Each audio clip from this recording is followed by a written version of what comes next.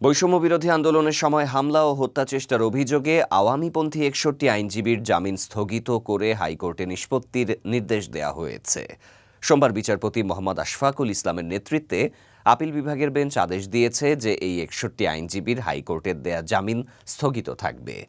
পাশাপাশি জামিনের বিষয়ে হাইকোর্টকে ২ সপ্তাহের মধ্যে চূড়ান্ত সিদ্ধান্ত নিতে বলা হয়েছে।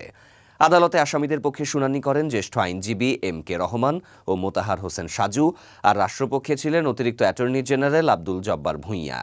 এই মামলার পটভূমি হল গত বছরের বৈষম্য বিরোধী আন্দোলন। এ সময় ঢাকা আইনজীবী সমিতির সদস্যদের ওপর হামলা, চেম্বার ভাঙচুর এবং হত্যা চেষ্টার অভিযোগে আওয়ামী লীগপন্থী ১৪৪ জন আইনজীবীর বিরুদ্ধে মামলা হয়। এর মধ্যে ১১৫ জন উচ্চ আদালত থেকে ৮ সপ্তাহের জামিন পান। জামিনের মেয়াদ শেষে ৮৩ জন আত্মসমর্পণ করেন।